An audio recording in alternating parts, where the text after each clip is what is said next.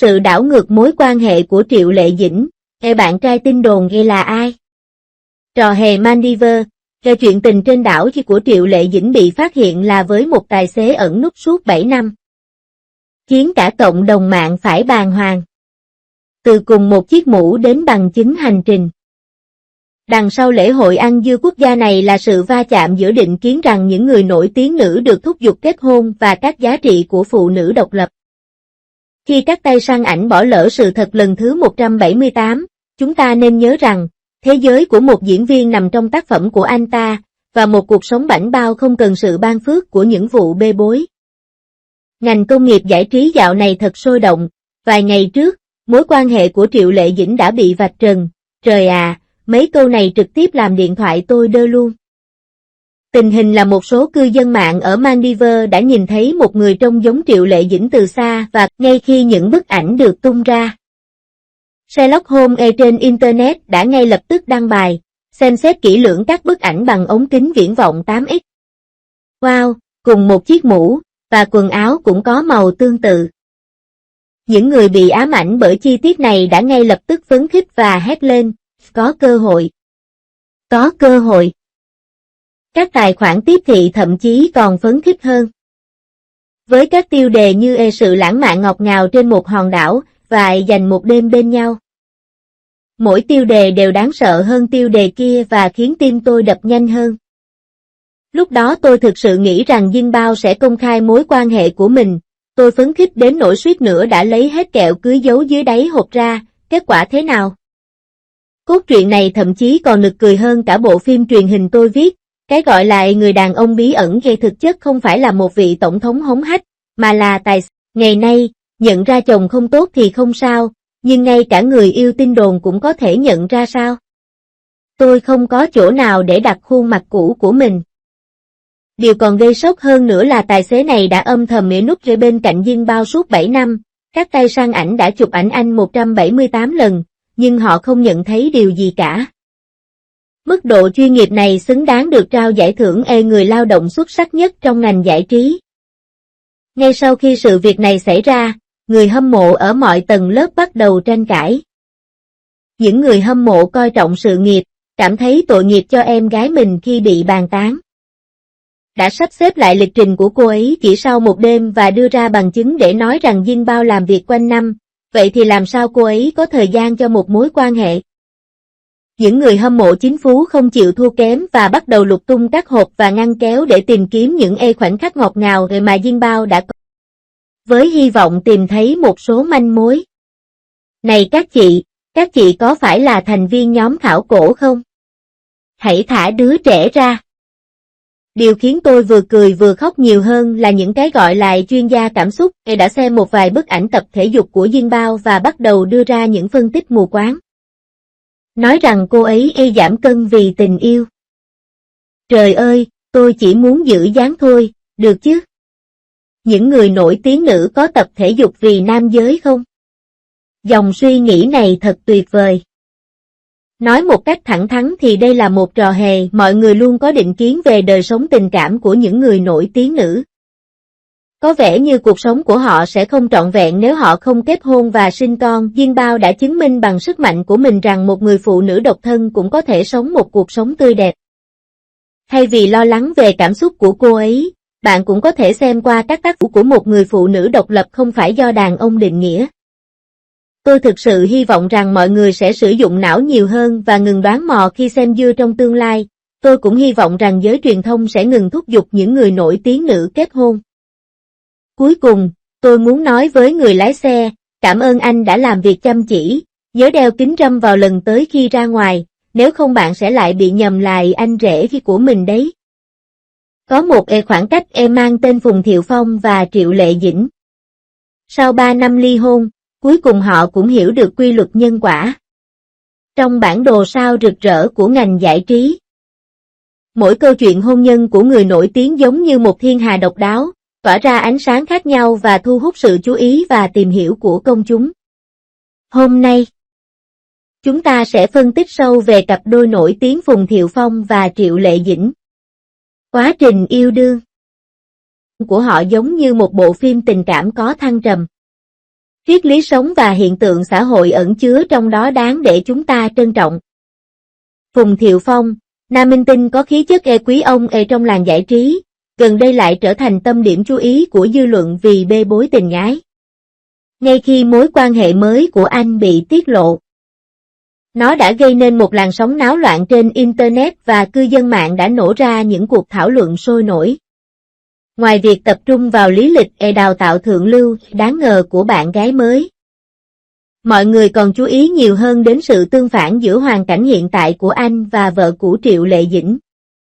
Nhìn lại, Phùng Thiệu Phong và Triệu Lệ Dĩnh từng được coi là chàng trai vàng, cô gái ngọc. Sự kết hợp của họ đã gây nên một cơn sốt trong làng giải trí. Tuy nhiên, theo thời gian, hai người đã chia tay nhau, mỗi người bước vào một số phận hoàn toàn khác nhau. Mới của Phùng Thiệu Phong giống như một hòn đá ném vào mặt hồ tĩnh lặng, gây nên những gợn sóng. Mặc dù anh và người phụ nữ này đều phủ nhận mạnh mẽ những cáo buộc khác nhau về lớp đào tạo thượng lưu, nhưng loạt bê bối này giống như một màn sương mù bao phủ Phùng Thiệu Phong và khiến anh mắc kẹt trong một vòng tròn bạn gái kỳ lạ. Như thể là trò đùa của số phận. Anh luôn gắn chặt với những chủ đề gây tranh cãi liên quan đến phụ nữ ở mọi tầng lớp. Những vụ bê bối đó như những sợi chỉ rối, khiến hình ảnh của anh trong mắt công chúng dần trở nên phức tạp và mờ nhạt. Mỗi lần có scandal nổ ra, đều giống như để lại một vết hằn mờ nhạt trên con đường sự nghiệp vốn suôn sẻ của anh. Tuy không làm mờ con đường sự nghiệp nhưng lại khiến hình ảnh của anh thêm phần loang lổ. Bên kia, Triệu Lệ Dĩnh đang đứng trên bục vinh quang, cúp phi thiên cô nắm chặt trong tay.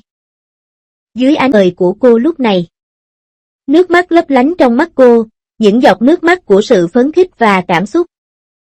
Và cô nhìn lại chặng đường khó khăn mà mình đã trải qua. Ngày nay, sự nghiệp của cô đang ở đỉnh cao. Liên tục cho ra mắt những tác phẩm xuất sắc khiến vị thế của cô trong lòng khán giả ngày càng vững chắc, trở thành nữ diễn viên hàng đầu xứng đáng trong ngành giải trí. Sự tương phản rõ nét giữa cô và Phùng Thiệu Phong giống như sự tương phản giữa ngày và đêm, mạnh mẽ và bắt mắt. Nhìn lại, quá trình quen biết và yêu đương của Phùng Thiệu Phong và Triệu Lệ Dĩnh khá kịch tính. Họ gặp nhau lần đầu tiên trên phim trường The Monkey King 3, một bộ phim đầy viễn tưởng và lãng mạn.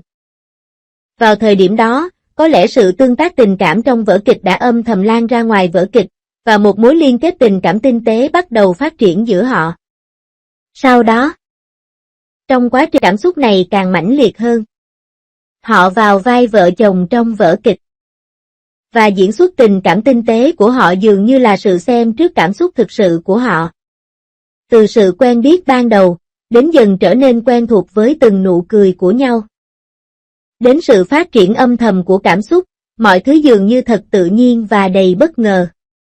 Bằng cách này, họ đã đi suốt chặng đường đến khoảnh khắc chính thức công bố về cuộc hôn nhân của mình giữa những cung bậc cảm xúc đang xen trên và ngoài sân khấu. Tuy nhiên, cuộc hôn nhân lên xe trước mua vé sau này đã gây ra nhiều tranh cãi trong môi trường có vẻ toàn diện của ngành giải trí. Nhiều người hâm mộ Triệu Lệ Dĩnh không muốn chấp nhận điều này. Trong mắt họ, hình tượng con hoang của Phùng Thiệu Phong hoàn toàn không phù hợp với hình tượng truyền cảm hứng mà Triệu Lệ Dĩnh đã nỗ lực đạt được. Giống như sự xâm nhập, phá hủy vẻ đẹp ban đầu. Cuộc sống hôn nhân không hề êm đềm và hạnh phúc như mọi người mong đợi. Không lâu sau đó, Phùng Thiệu Phong bị đồn là đã lừa dối một người nổi tiếng trên mạng. Vào thời điểm đó, tin đồn về ngành giải trí lan truyền như vũ bão. Và đủ loại suy đoán và thảo luận tràn ngập mọi ngóc ngách trên Internet. Mặc dù sự thật luôn như bóng ma trong sương mù, khó hiểu và khó nắm bắt. Nhưng vụ bê bối này chắc chắn đã phủ bóng đen nặng nề lên cuộc hôn nhân vốn đã mong manh của họ. Trong vụ bê bối này, Triệu Lệ Dĩnh đã thể hiện sự bình tĩnh và kiềm chế đáng ngưỡng mộ. Cô ấy không giống như nhiều phụ nữ khác trong hoàn cảnh tương tự, chọn cách mất bình tĩnh trên mạng xã hội hoặc tự vệ. Cô ấy chỉ im lặng. Khuôn mặt điềm tĩnh của cô dường như ẩn chứa một trái tim mạnh mẽ và độc lập. Bà phản ứng với cơn như thể muốn nói với thế giới rằng bà có sự kiên trì và phẩm giá của riêng mình và sẽ không dễ dàng bị lung lay bởi những biến động bên ngoài. Bây giờ là năm 2021 và cuộc hôn nhân ngắn ngủi và đầy sóng gió này cuối cùng đã kết thúc. Tin tức về cuộc ly hôn của họ giống như một tiếng sét, gây chấn động trong ngành giải trí. Sau khi ly hôn, Phùng Thiệu Phong dường như không bị ảnh hưởng quá nhiều trên bề mặt và vẫn tích cực hoạt động trong ngành giải trí. Anh thường xuyên di chuyển giữa các địa điểm quay phim khác nhau. Thể hiện khả năng diễn xuất trước ống kính, anh cũng xuất hiện trên nhiều chương trình tạp kỹ khác nhau, cố gắng giành lại tình cảm của khán giả bằng khiếu thẩm mỹ của mình. Hình ảnh của ông vẫn thường xuyên xuất hiện trước công chúng và dường như ông vẫn còn rất vinh quang. Tuy nhiên, nếu bạn nhìn kỹ, bạn có thể thấy một số thay đổi tinh tế. Mặc dù ông có số lượng tác phẩm rất lớn, để thực sự chạm đến trái tim mọi người và thu hút sự chú ý rộng rãi. Sức ảnh hưởng của anh trong ngành giải trí dường như đã bắt đầu suy giảm đôi chút mà không ai nhận ra, và những điểm sáng trước đây cũng dần trở nên xa vời. Gần đây, tin đồn về mối quan hệ mới của anh đã khiến anh trở thành tâm điểm chú ý của dư luận. Người ta nói rằng bạn gái mới của anh có nhiều điểm tương đồng với bạn gái cũ của Huỳnh Hiểu Minh là Diệp Kha. Họ thường đến những nơi sang trọng cao cấp như thể nơi đó là nhà của họ. Họ có tình yêu gần như ám ảnh với các thương hiệu nổi tiếng. Và dường như mọi món đồ họ mặc đều thể hiện bản sắc và sở thích của họ. Họ thích khoe cơ thể trên mạng xã hội. Những bức ảnh được chụp cẩn thận. Dù là khoe đường cong hoàn hảo trong phòng tập hay tạo dáng quyến rũ trong khi đi du lịch, dường như đang tuyên bố sự quyến rũ của họ với thế giới. Đặc điểm, nhưng họ là kiểu người khó có thể để lại ấn tượng sâu sắc trong tâm trí mọi người sau khi nhìn thấy. Loạt điểm tương đồng này khiến cư dân mạng đùa rằng gu thẩm mỹ của các sao nam dường như đang hội tụ, chủ đề lớp đào tạo người nổi tiếng một lần nữa trở thành tâm điểm bàn tán của dư luận. Mặc dù cả Phùng Thiệu Phong và người phụ nữ kia đều phủ nhận, nhưng hình tượng tay chơi của anh giống như một hạt giống, âm thầm bám rễ và nảy mầm trong tâm trí công chúng, dần dần được ưa chuộng.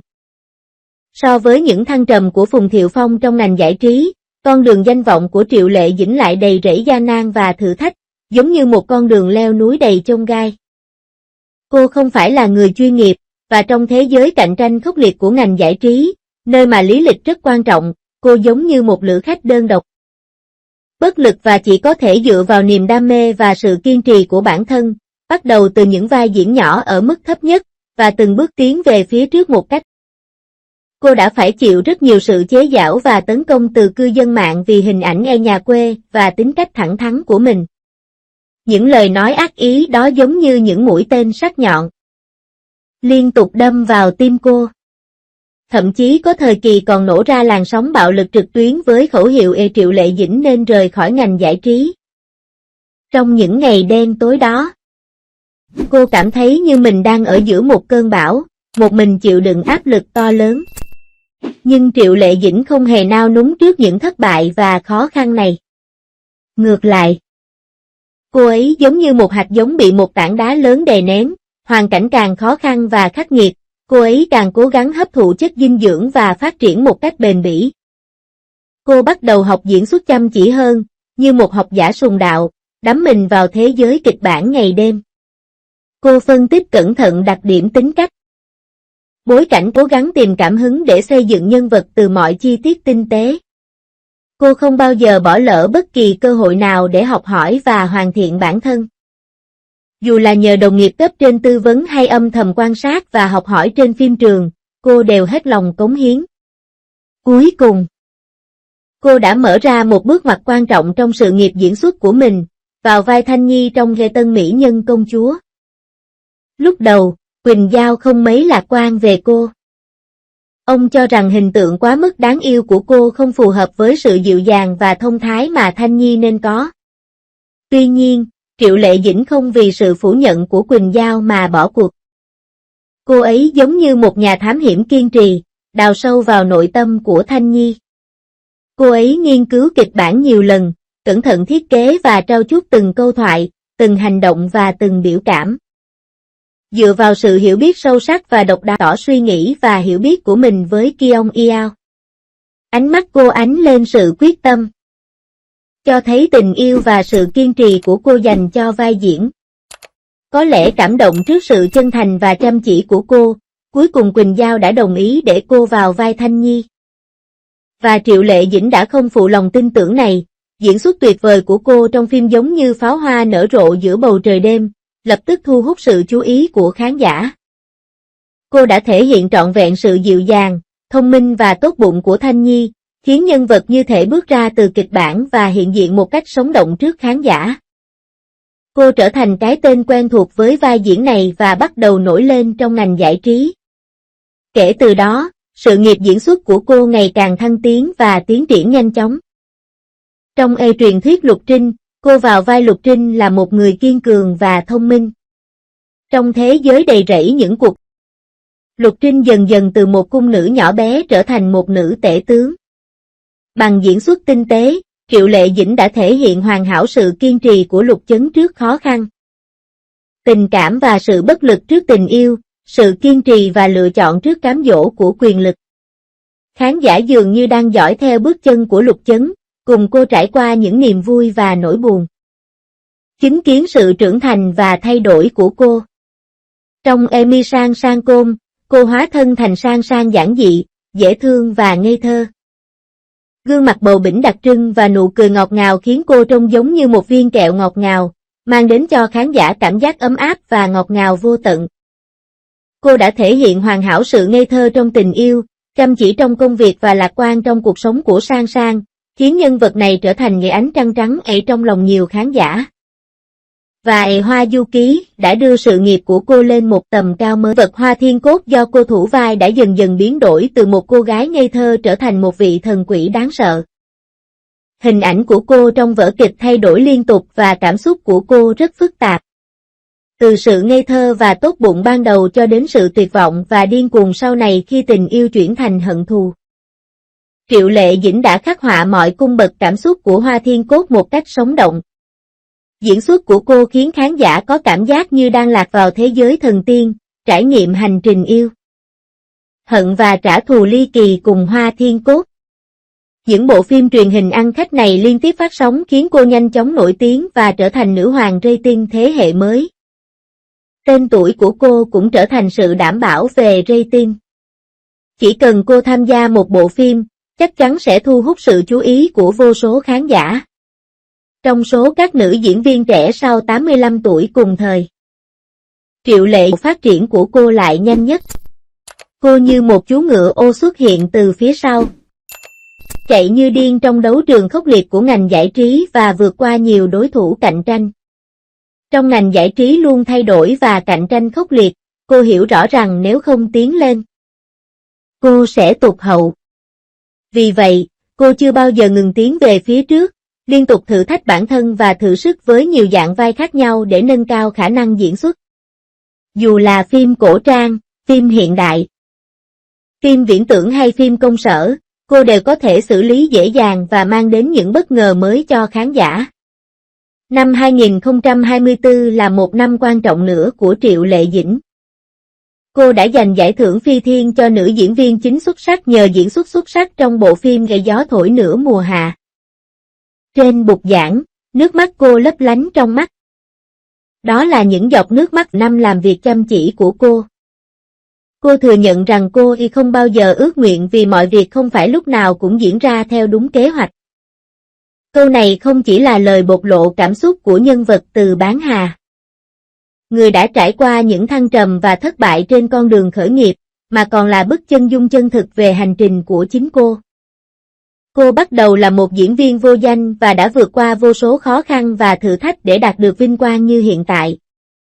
Cô ấy hiểu rất rõ rằng không có thứ gì trên thế giới này có thể dễ dàng đạt được. Và chỉ bằng cách làm việc chăm chỉ liên tục, người ta mới có thể hiện thực hóa ước mơ của mình. Nhìn lại cuộc hôn nhân của Phùng Thiệu Phong và Triệu Lệ Dĩnh, dường như ngay từ đầu đã ẩn chứa một số yếu tố không hòa hợp. Phùng Thiệu Phong xuất thân từ một gia đình giàu có, từ nhỏ đã sống cuộc sống sung túc và luôn có sự nghiệp tương đối suôn sẻ. Anh Mã, không trải qua quá nhiều dông bão hay khúc quanh. Triệu Lệ Dĩnh thì hoàn toàn khác, cô sinh ra ở nông thôn, gia cảnh bình thường. Cô ấy giống như một ngọn cỏ dại mọc giữa nơi hoang dã, mặc dù hoàn cảnh khắc nghiệt, nhưng cô ấy vẫn dựa vào sức sống bền bỉ của mình, phấn đấu vươn lên hướng về phía mặt trời. Sự khác biệt lớn về hoàn cảnh gia đình này đã hình thành nên quan điểm sống và giá trị rất khác nhau của họ. Phùng Thiệu Phong vốn quen được chiều chuộng nên có vẻ thoải mái hơn trong các mối quan hệ. Cuộc sống tình cảm của anh giống như một cuốn album ảnh mở, đầy rẫy những vụ bê bối và mỗi trang đều tràn ngập những tranh cãi và chủ đề khác nhau. Ngược lại, Triệu Lệ Dĩnh lại là người độc lập và kiên trì. Cô ấy có một mục tiêu rõ ràng, đó là thành công trong sự nghiệp diễn xuất. Cô ấy giống như một chiến binh kiên cường, dũng cảm tiến về phía trước và sự khác biệt về tính cách, mục tiêu và giá trị này giống như một khoảng cách vô hình giữa họ. Theo thời gian, khoảng cách ngày càng lớn và cuối cùng dẫn đến sự tan vỡ cuộc hôn nhân của họ. Có lẽ đối với họ, ly hôn là sự giải thoát, sự thừa nhận và buông bỏ sự không hợp nhau. Sau khi ly hôn, sự nghiệp của Phùng Thiệu Phong dường như rơi vào vực thẳm. Số lượng tác phẩm của ông bắt đầu giảm dần và tần suất xuất hiện trước công chúng của ông cũng ngày càng ít đi. Anh giống như một ngôi sao đang dần mất đi ánh hào quang và bắt đầu trở nên mờ nhạt trên bầu trời đầy sao của ngành giải trí. Triệu Lệ Dĩnh đã cho ra đời nhiều tác phẩm xuất sắc và giành được nhiều giải thưởng. Với khả năng diễn xuất xuất sắc và tinh thần làm việc chăm chỉ không ngừng, cô đã khẳng định được vị thế của mình trong hàng ngũ hàng đầu và sự nghiệp của cô đang phát triển mạnh mẽ. Mỗi tô điểm thêm vẻ rực rỡ bất tận cho hành trình vươn tới vì sao của bà. Họ đạt được sự đồng thuận hiếm có về việc giáo dục con cái của mình. Mặc dù đã ly hôn, cả hai đều biết rằng các con mình vô tội và hy vọng sẽ tạo ra một môi trường yêu thương cho các con. Vì thế, họ thường được chụp ảnh khi đi du lịch cùng nhau.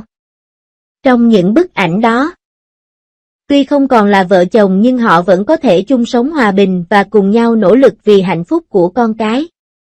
Sự hòa hợp này có lẽ là kỷ niệm đẹp nhất còn lại trong cuộc hôn nhân của họ. Và cũng là sự dịu dàng và tôn trọng cuối cùng mà họ dành cho nhau sau khi trải qua đủ mọi thăng trầm. Câu chuyện hôn nhân của họ không chỉ trở thành chủ đề nóng trong ngành giải trí mà còn trở thành tấm gương phản ánh quan niệm về hôn nhân và tình yêu của xã hội hiện nay. Theo quan niệm truyền thống, phụ nữ thường được cho là phải đời cho gia đình và chăm sóc chồng con. Tuy nhiên, cùng với sự thay đổi của thời đại, địa vị của phụ nữ ngày càng được nâng cao, họ ngày càng độc lập hơn, mong muốn đạt được thành tựu trong sự nghiệp và theo đuổi ước mơ và giá trị của riêng mình. Sự thay đổi trong quan niệm này, giống như cơn gió đổi thay lặng lẽ nổi lên, đã tác động mạnh mẽ đến mô hình hôn nhân truyền thống. Cuộc hôn nhân của Phùng Thiệu Phong và Triệu Lệ Dĩnh tan